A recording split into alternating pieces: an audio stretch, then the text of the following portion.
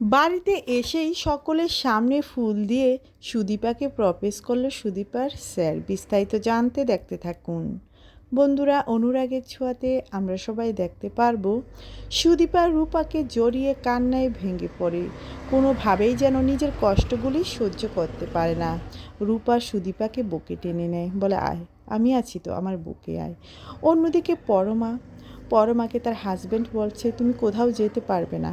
হাত টেনে ধরে বলে আমাদের মধ্যে না হয় কোনো কিছু ঠিক হবে না, কিন্তু সুদীপা ও আদিত্যের মাঝে তো সমস্ত কিছু ঠিক করতে পারি আমরা, তাই না বলো? এই কথা শোনার পর দাঁড়িয়ে যায় পরমা। অন্যদিকে সুদীপার স্যার হঠাৎ করে গাড়ি থেকে নেমে পড়ে কিছু ফুল আর গিফট নিয়ে, আর মনে মনে বলতে লাগে আমার যতখানি মনে হয়েছে সুদীপা এই বিয়েটা এমনি এমনি করেছে, ওদের মধ্যে কোনো ভালোবাসার সম্পর্ক নেই। ওকে দেখার পর আমি 3 দিন ঘুমাতে পারছি না। যেভাবেই হোক, যে কোনো কিছুর বিনিময়ে হোক না কেন, তাকে আমি আমার জীবনে চাই। এই কথা বলে চলে যাই সরাসরি সুদীপার বাড়ির দিকে। যাওয়ার পর সুদীপা বলে ডাকতে লাগে। হঠাৎ করে কাজের লোক উঠে বলে উনি তো এ বাসায় থাকে না, বাহিরে থাকে। যেটা শুনে তো চমকে যায় ওই স্যার। বুঝতে পারছে না বাড়ির বউ হঠাৎ করে বাড়িতে থাকে না, বাহিরের দিকে থাকে, ঘটনাটা কী। কিছুক্ষণের মধ্যে বড়মা চলে আসে, সুদীপার সঙ্গে দেখা করতে চায়। সুদীপাও চলে আসে, বলে হঠাৎ করে আপনি এখানে? বলে আপনাকে শুভেচ্ছা জানাতে এসেছি।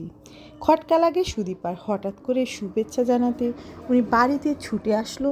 ঘটনাটা বুঝতে পারছে না সুদীপাকে তার শাশুড়ি বলে ওনাকে নাস্তা দেওয়ার জন্য, কিন্তু চুপচাপ করে দাঁড়িয়ে থাকে। এদিকে পরমার সঙ্গে দেখা করতে ছুটে আসলে সুদীপা উঠে বলে অবশ্যই আপনারা পরমার সঙ্গে দেখা করবেন, দাঁড়ান আমি তাকে ডেকে আনছি। এই কথা বলে পরমাকে ডেকে আনি। অন্যদিকে সুদীপার শাশুড়ি বলতে লাগে ছোটোবেলায় তারা কত আনন্দ করত পুজোতে, তার বাবা ডক্টর ছিল, তারপরও পুজো করত, সমস্ত কিছু মানত।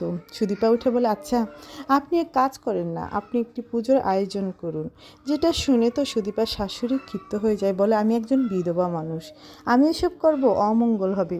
এই মেয়েটা আসলেই না অপয়া, কোনো কিছু বোঝে না। সবাই মিলে আবারও বড় মাকে ঘিরে ধরে, সবাই অনুরোধ করে পুজোটা করার জন্য। কারো কোনো কথাই যেন সে ফেলতে পারে না, সঙ্গে সঙ্গে রাজি হয়ে যায়।